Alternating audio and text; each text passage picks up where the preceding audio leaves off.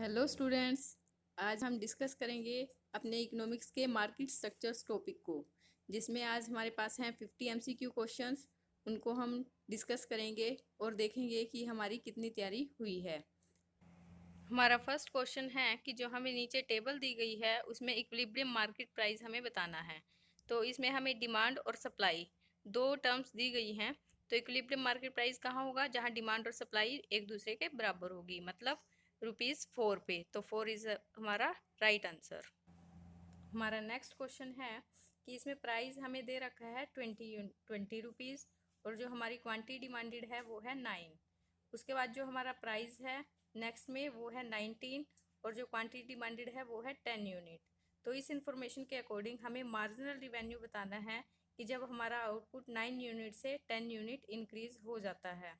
तो इसके अकॉर्डिंग हम देखेंगे तो हमारा फॉर्मूला बनेगा वो है टोटल रिवेन्यू का। तो उसमें देखेंगे कि 20 × 9 जो हमारा वो बनने वाला है वो कितना आएगा? 180। तो इसको 9 को पहले 20 से मल्टीप्लाई कर देंगे और जो दूसरी टर्म में हमें दे रखा है उसमें हम 10 को 19 से मल्टीप्लाई कर देंगे। तो जो हमारा बनने वाला है क्वांटिटी इनटू प्राइस फॉर्मूला बनेगा। तो उससे हमारा आ जाएगा टोटल रिवेन्यू। तो टोटल रिवेन्यू आएगा हमारा 180 और दूसरी टर्म का आएगा 190। तो इन दोनों का जो डिफरेंस आएगा वो आएगा हमारा 10। तो इसका हमारा जो आंसर बनने वाला है मार्जिनल रिवेन्यू है वो इन दोनों का डिफरेंस आएगा 10। तो राइट आंसर इज 10।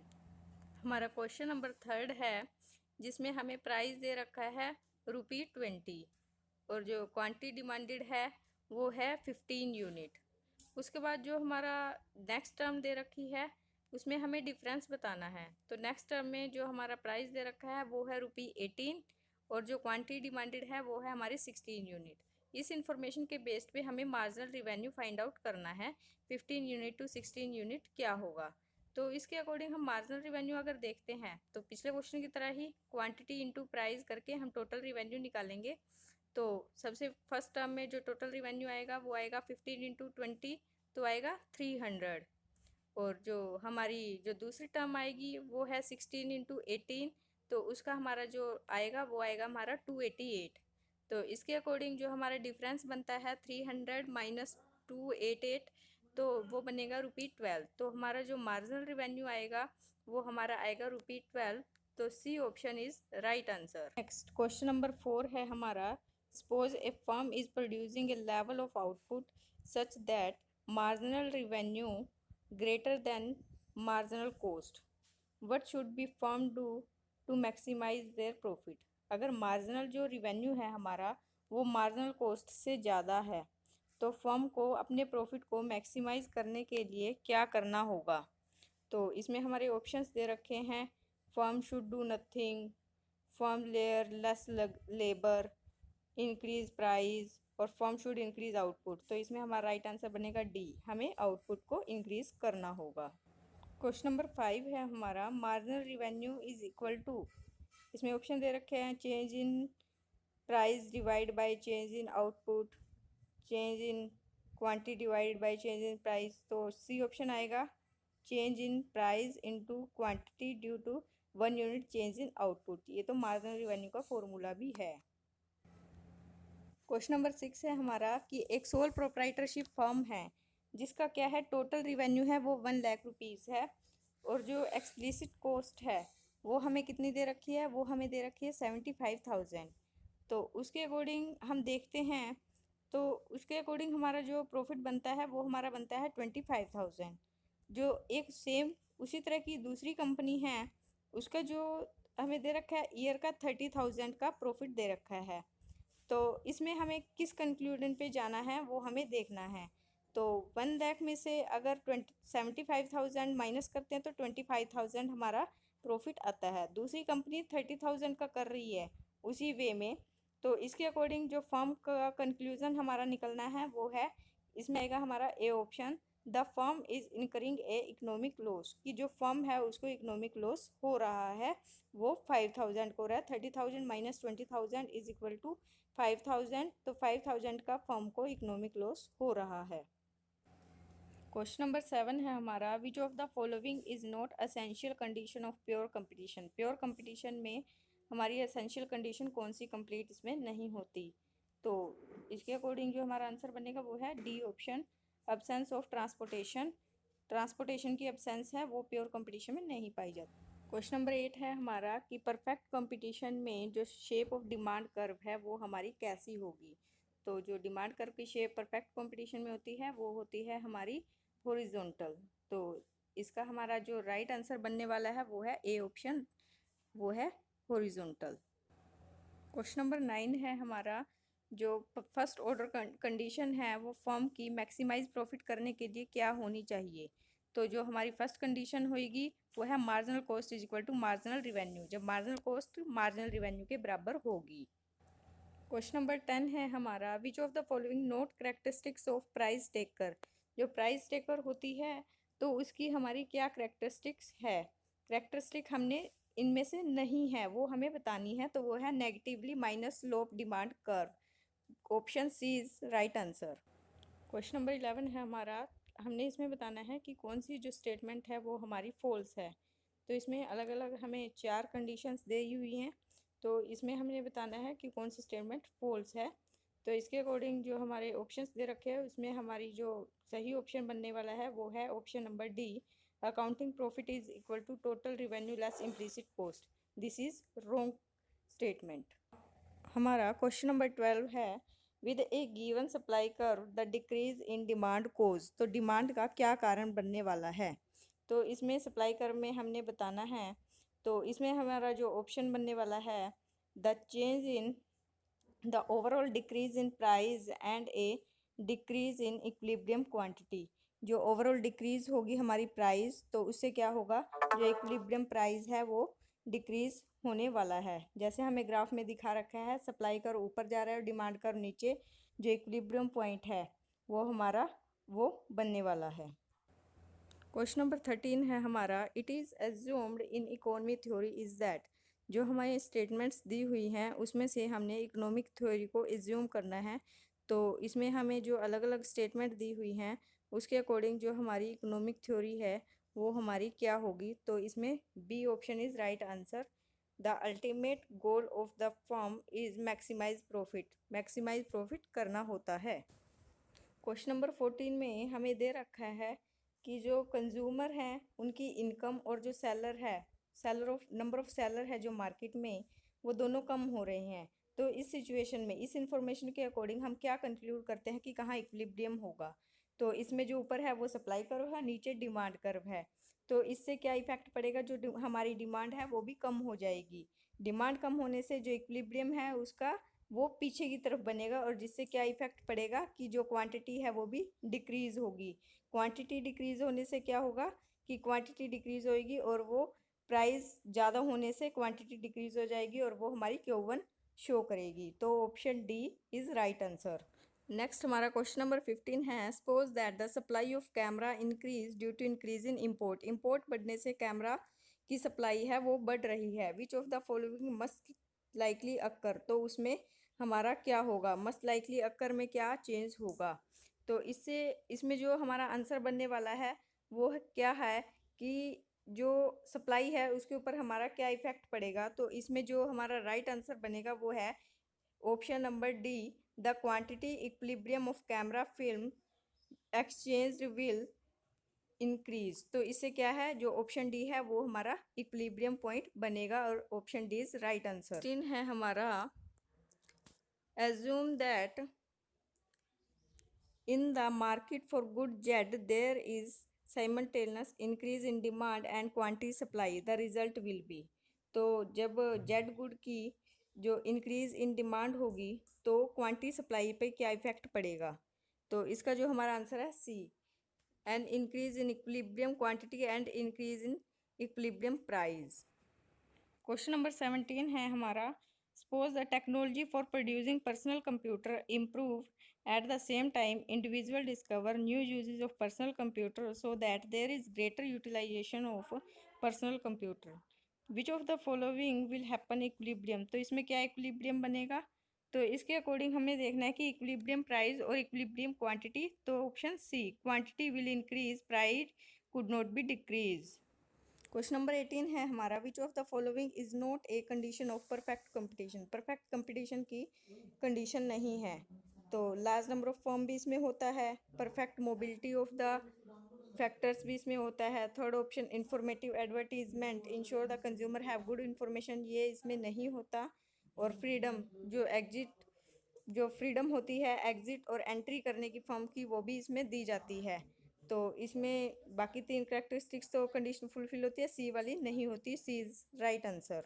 19 है, विच of the following is not A characteristics of perfectly competitive market. Perfectly competitive market की कौन सी करेक्टरिस्टिक्स इसमें नहीं होती। तो इसका जो हमारा राइट आंसर बनेगा वो है C option, firm face downward sloping demand curve, क्योंकि इसमें जो डिमांड कर्व बनता है वो हॉरिजेंटल शेप में बनता है, ना कि डाउनवर्ड स्लोपिंग डिमांड कर्व में बनता है। क्वेश्चन नंबर 21 है हमारा, which of the following is not characteristics of monopolistic competition. Monopolistic competition की करेक्टरिस्टिक नहीं है, तो इसमें homogeneous product is a right answer, option D. Next question है हमारा, इसमें all of the following characteristics of a monopoly except. Monopoly की सभी करेक्टरिस्टिक्स है किसको छोड़कर। तो इसमें जो हमारा ऑप्शन आएगा वो है option number 2 B, a firm is a price taker.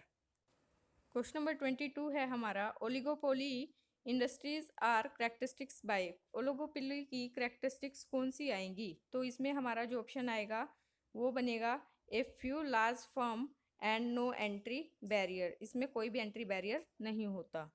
जो क्वेश्चन नंबर 23 है, price taking firm that operate the perfectly competitive market are said to be small relative to market, which of the following best describe this smallness. तो इसकी smallness को कौन describe करता है। तो इसमें जो हमारा ऑप्शन आएगा वो है D, the individual firm is unable to affect market price through the output decision. तो डी ऑप्शन हमारा बनेगा, इसमें is the right answer. Question number 24 है हमारा, for price taking firm. Price taking firm हमारी कौन सी होएगी। प्राइस टेकिंग किस में होता है, marginal revenue less than price, marginal revenue is equal to price. हमेशा प्राइस टेकिंग वो फर्म करती है जहाँ पर जो मार्जिनल रिवेन्यू है वो इक्वल टू प्राइस होता है। तो इसमें जैसे कि शो करते हैं, तो marginal revenue is equal to M R, और P means price, M R P is equal to M R, A R is equal to M R. जब price M R A R बराबर होगा तभी price taking होगा। Question number 25 है, monopolistic competition differ from perfect competition primarily because. Monopolistic competition कैसे differ होता है। तो इसमें जो हमारा ऑप्शन बनेगा वो है A, in a monopolistic competition firm can differentiate the product. तो उसके बाद हमारा नेक्स्ट क्वेश्चन देखते हैं। जो हमारा नेक्स्ट क्वेश्चन है वो है 26, the long run equilibrium outcomes of monopolistic competition perfect competition are similar because both market structure. तो इसमें जो हमारा ऑप्शन बनने वाला है वह option B, firm will producing at maximum average cost. जो फर्म है उसको जो प्रोडक्शन है वो मिनिमम एवरेज कॉस्ट पर करना होगा, तभी जो हमारे परफेक्ट कंपटीशन है वो सिमिलर होगा मोनोपोलिस्टिक कंपटीशन के मार्केट के। तो इसमें जो एवरेज कॉस्ट है वो मिनिमम होनी चाहिए। उसके बाद जो हमारा नेक्स्ट क्वेश्चन आता है वो है क्वेश्चन नंबर 27। क्वेश्चन नंबर 27 में हमें क्या दे रखा है, a monopolistic is able to maximize his profit. एक मोनोपोलिस्टिक अपने प्रॉफिट को मैक्सिमाइज करने के लिए कब तैयार होता है, जब M R is equal to M C, marginal revenue is equal to marginal cost, option D. तो ऑप्शन डी में हमें दे रखा है marginal cost is equal to marginal revenue. जब मार्जिनल कॉस्ट मार्जिनल रिवेन्यू के बराबर होगी तब जो मैक्सिमाइज प्रॉफिट होगा। उस पर question number D, question number 28 जिसमें हमें मार्केट बतानी है वो हो, उसका आंसर होगा हमारा monopoly, firm very large. Question number 29, average revenue curve is also known as. Average revenue curve को हम डिमांड कर्व भी बोलते हैं। क्वेश्चन नंबर 30 है हमारा, under which of the following form of market structure does a firm no control over the price of the product. की कौन सी firm में प्राइस के ऊपर कोई भी कंट्रोल नहीं होता। इसमें दे रखे हैं हमें monopoly, monopolistic competition, perfect competition. तो इसमें जो हमारा राइट आंसर बनेगा वो है परफेक्ट कंपटीशन। नेक्स्ट क्वेश्चन है हमारा, describing monopoly implies that monopolistic charge different price for his commodity. तो इसमें हमारा जो आंसर बनेगा मोनोपोली में हमें बताना है, तो इसमें हमारा ऑप्शन जो बनेगा वो है ऑप्शन नंबर बी, तो इसमें क्या आएगा, डिफरेंट यूजेस, ऑप्शन बी और ऑप्शन सी। इसमें ए बी सी तीनों कंडीशन फुलफिल हो रही है, तो option D is right answer, any of the above. तो इसमें से कोई भी हो सकता है। क्वेश्चन नंबर 32 में price discrimination will be profitable कब होगा, जब प्राइस डिफरेंट होगा।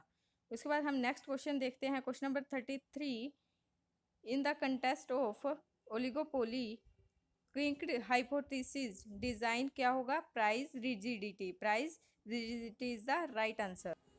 क्वेश्चन नंबर 34 है, a firm is a perfectly competitive market is a price taker, this designation as a price taker can the based assumption that. तो ये हमारी किस assumption के ऊपर बेस्ड होता है, तो इसमें जो हमारा ऑप्शन बनेगा वो है ऑप्शन बी।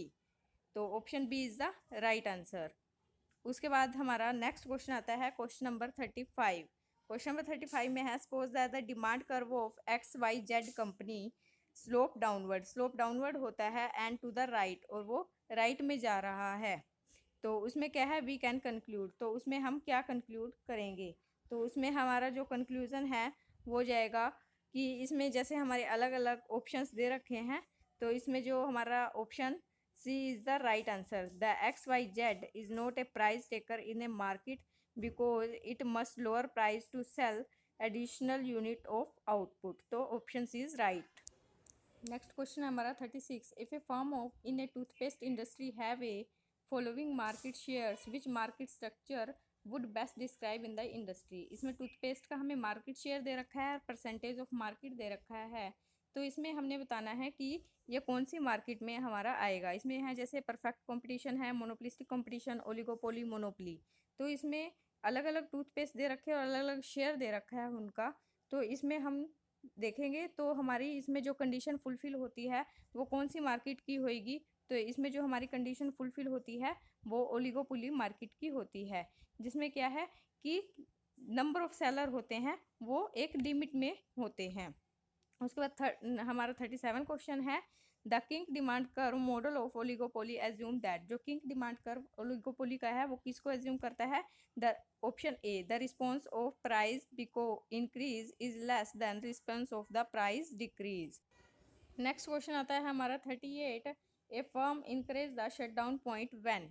जो फर्म होती है उसका शटडाउन पॉइंट कब आता है, तो इसमें ऑप्शन बी आएगा, average variable cost equal price at the profit maximise level of output. Average variable cost तो इज इक्वल टू प्रोडक्शन, जब प्रोडक्शन उसके बराबर ही होगा तभी हमारा शट डाउन पॉइंट आता है। उसके बाद क्वेश्चन नंबर 39 में हमें दे रखा है, suppose that the profit maximisation level of output firm will find market price is less than average total cost but greater than average variable cost.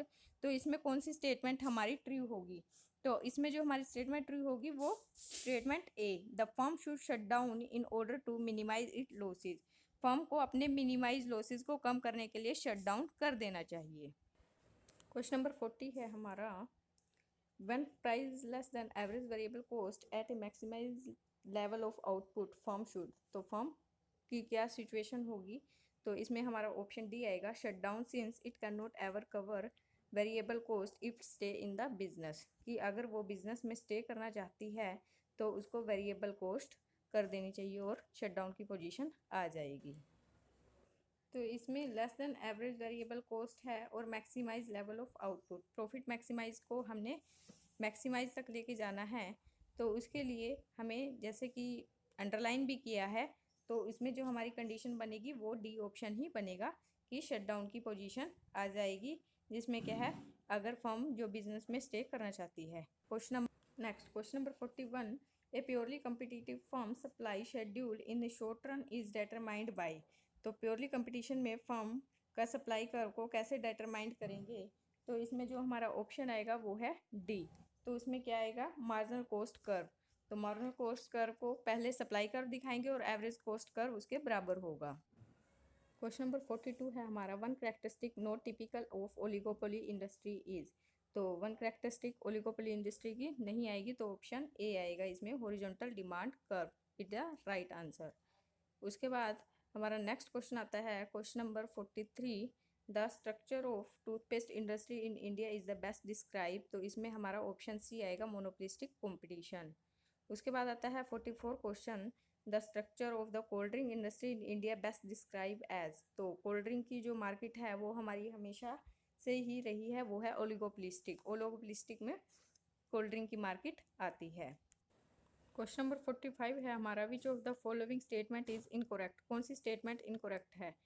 Even monopolistic can earn losses, earn the perfectly competitive market are price taker. तो ये दोनों statement है वो तो हमारी दोनों true बनती है। उसके बाद है C option is it is always beneficial for firm in perfect competition market discriminate price. तो ये हमारा राइट आंसर बनेगा इस क्वेश्चन का।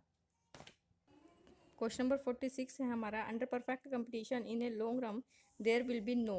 तो इसमें हमारा डैश दे रखा है, तो कौन सा प्रॉफिट नहीं होगा? जो परफेक्ट कंपटीशन होता है उसमें हमारा नॉर्मल प्रॉफिट होता है। तो इसमें पूछा है कि नो, कि कौन सा प्रॉफिट नहीं होगा, तो इसमें हमारा सुपर नॉर्मल प्रॉफिट नहीं होगा। तो इसका जो हमारा क्वेश्चन का आंसर आएगा वो ऑप्शन बी आएगा, क्योंकि इसमें नॉर्मल प्रॉफिट तो होता है लेकिन सुपर नॉर्मल प्रॉफिट नहीं होता। तो उन्होंने नो का आंसर पूछा है, तो इसमें हम सुपर नॉर्मल प्रॉफिट कहेंगे। क्वेश्चन नंबर 47 है हमारा, when dash we know that the firm is earning just normal profit. Firm just normal profit को कब अर्न करेगी? तो इसमें हमारे कई से ऑप्शन है, तो इसमें हमारा option A is right answer. A C is equal to A R. जब average cost is equal to average revenue होगा तब फर्म को नॉर्मल प्रॉफिट होंगे। नेक्स्ट क्वेश्चन है हमारा 48, when dash we know that firm must be producing at minimum point of average cost curve and so there will be productive efficiency. तो इसमें minimum point पे हमें एवरेज कॉस्ट कर्व की efficiency को बताना है। तो इसमें हमारा जो option B is right answer. M C is equal to A C, marginal cost is equal to average cost होगा, तब हमारी जो ये पॉइंट है वो फुलफिल होगा। क्वेश्चन नंबर 49 है हमारा, when dash there will be elevative efficiency, meaning thereby that the cost of last unit of exactly equal to price consumer are willing to pay and for it, and so that right good are being sold to right people at the right place। right place पर right लोगों को right goods मिलने चाहिए। तो इसमें हमारा option बनेगा option number C, M C is equal to A R, जब मार्जिनल कॉस्ट हमारी एवरेज रिवेन्यू के बराबर होगी। लास्ट क्वेश्चन है हमारा, agriculture good market depict characteristics close to. तो एग्रीकल्चर गुड्स की जो मार्केट है वो किसको डिपिक्ट करती है? तो इसमें हमारा आएगा परफेक्ट कंपटीशन। परफेक्ट कंपटीशन में एग्रीकल्चर गुड्स को कंसीडर किया जाता है। तो स्टूडेंट्स, इसमें हमने पूरी मार्केट के बारे में पढ़ा है। डिफरेंट मार्केट थी, उसका हमने मार्केट स्ट्रक्चर देखा है। आगे की वीडियो में हम नेक्स्ट टॉपिक को डिस्कस करेंगे। Thank you.